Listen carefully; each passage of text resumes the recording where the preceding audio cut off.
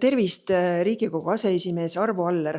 10. märtsil külastas fraktsiooni Põllumajanduskoja esinaine Kerli Atsi ja põllumajanduspoliitika valdkonna juht Hans-Hannes Viira.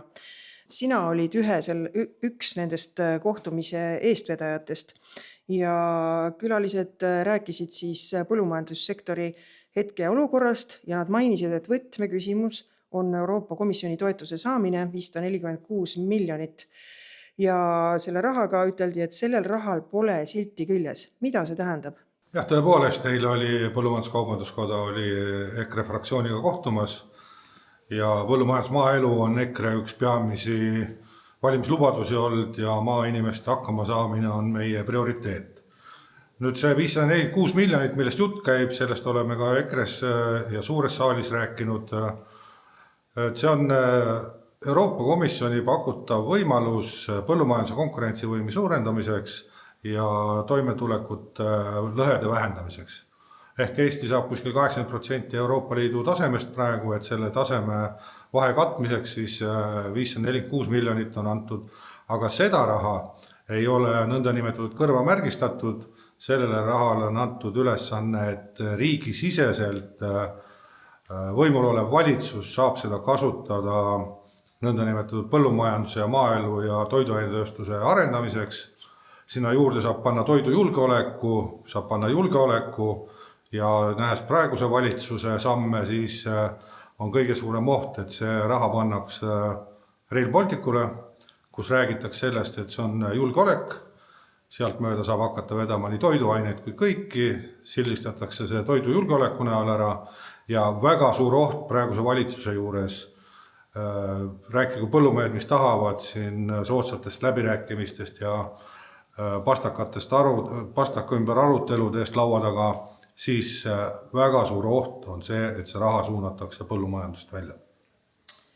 Sinul on väga südamelähedane teema toidujulgeolek, mida sa ikka ja jälle tõstatad.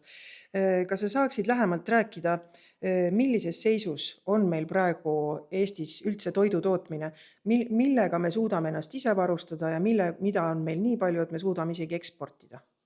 No meil on väga nõndanimetatud kvaliteetne toidutootmine ja meil on väga kvaliteetne toidutootjad. Ehk siis kõik algab peale põllumeestest, kes toodavad puhast ja looduslähedast ja kvaliteetset toorainet. Nüüd ekspordime me põhiliselt liha, piimatooteid, siis on koor, siis on veised, nii et põhimõtteliselt liha ja piim. No, väga palju ekspordiks läheb ka teravilja, et teravili, raps, et need on meie peamised välja saadetavad toorained. Teravili ja raps lähevad tõesti toorainena välja, seda meil Eestis ümber ei saa töödelda ja see on ka üks probleeme. Nüüd, mida me võiksime teha, on tulevikus kindlasti võimalik lihatöötlemine ja kui võimekust oleks, siis võiks panna ka teravilja töötlemist. Et hetkel meil nende kahe osas seda ümbertöötlemisvõimekust ei ole, et oleme piima suudame töödelda ja piim läheb ka ekspordiks. Me kõik teame, et suvel sai Eesti seakasvatus tõsise löögi seoses seakatkuga ja mitmed farmid pidid oma sead likvideerima. Et mis on meie seakasvatuse tulevikuvaade? Et kas see taastub sellisel kujul, nagu ta oli või on mingid uued plaanid? No, praeguse valitsuse plaan ei tea, aga ütleme siis, kui meie olime valitsuses, ega see sigade Aafrikat polnud kuskile ära kadunud.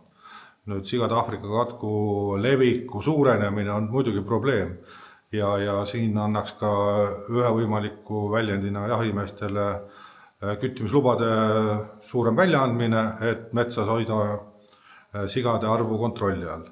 Nüüd seakasvatuse taastamise osaks, kuna see ei ole siiamaani Eestis olnud isevarustatuse tasemega hõivatud ega kaetud, siis nüüd selle langemine alla 50% seakasvatuse ehk sealiha tootmine on probleemiks. See on Eesti isevarustatusele väga suur oht ja ka julgeoleku oht, inimeste hakkama saamise oht. Et Eesti riik peaks siin appi tulema ja ka investeeringutoetuste näol seakasvatusse ja nende taastamisse rohkemalt panustama. Nüüd on küsimus see, et kas olemasolevatesse ettevõttesse või mingi konkursi kaudu, see on nagu läbirääkimiste küsimus, aga kindlasti tuleb leida lahendus, et taastada kas või seakatku eelne tase või vajadusel ka suurendama seda.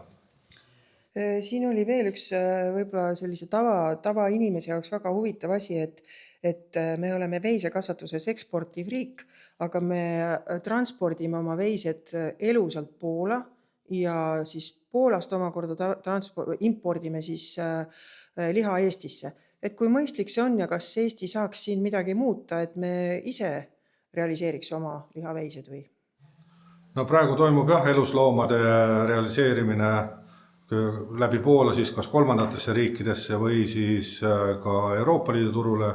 Poolas on ümbertöötlemisvõimekus suurem kui Eestis. Nüüd on küsimus ikkagi hinnas, et eluslooma transportimine on vähem kulukam kui pärast selle ümbertöötlemine, et Eestis ümbertöötlemise võimekust loomaliha osas selliselt ei ole ja hetkel on ta siis kõige otstarbekam ja ratsionaalsem võimalus lihaveiseid realiseerida. Nüüd Eesti võimekuse koha pealt ühistegevus, ühiselt teha üks Tapamaa ja üks ümbertöötlemistehas oleks tulevikku vaatav, kas sellega tootjad kaasa lähevad. Kahjuks on meil e-piima näide negatiivses valdkonnas, et ühistegevus, ma arvan, on sellega saanud väga suure tagasilöögi praegu.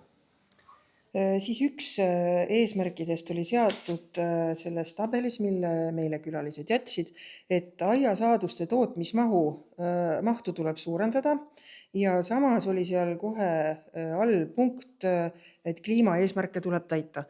Et kuidas sa seda kommenteerid ja kas sellisel juhul aiasaaduste tootmismahu suurendamist Eestis on võimalik saavutada? No, aiandussaaduste tootmist just katmikalade näol kindlasti tuleb suurendada. Nüüd seda saad suurendada ainult siis, kui sul on soodne energia hind. Ehk seal mängib kogu asi rolli energia. Ja kui me nüüd hakkame eesmärgina kliimat päästma, siis sellisel juhul me kindlasti ei ole võimelised täitma aianduses püstitatud eesmärke. Kliimakindla majanduse osas pigem on see, et me peame saama soodsa energia hinna, millega on võimalik katmikaladel kütta kasvuhooneid, CO2 anda taimedele edasiseks kasvuks ning sellest lähtuvalt ongi mõistlik, et kõige alus on soodne energia hind. Sina ise olid EKRE valitsuses olles maaeluminister ja see valitsus andis põllumeestele 200 miljonit ja ka top-upi raha oli ilusti kokku lepitud, aga ometi tulid põllumehed Toompeale meelt avaldama ja peale seda nad ei olegi tulnud oma meelsust näitama praeguse näiteks 546 miljoni euro kohta, mis ei olegi teada, kas nad selle saavad. Et mis sa selle peale kostad? No see on kurb naljakas tegelikult, et viimane aktsioon põllumeeste korraldatud aktsioon Toompeal oli 10. detsember 2019. EKRE oli valitsuses ja see oli minu esimene päev ministrina. Küsimus oli 5 miljonis euros, mis oli top-upile paberi peal veel lisamata, samas see 5 miljonit leiti. Nüüd me räägime 546 miljonist. Halloo põllumehed, kus te olete? Tulge näidake, et te olete seda raha väärt, te tahate selle rahaga Eesti põllumajandust arendada. Nüüd täna tuli mingi pressiteade, kus me sõidame vaikselt traktoritega mööda ringteed ja näitame, et meil on suured traktorid, me oleme põllu peale hakkama varsti minema. Et mida me sellega saavutame? Minu küsimus ikkagi see, et 546 miljonit ja 5 miljonit, kus on kaalukausid?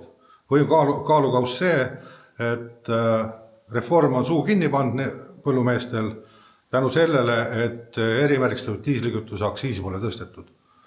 Mina näen, et see on ainuke põhjendus, et kui te hakkate rääkima, et me oleme valitsuse vastu, siis me tõstame aktsiisi.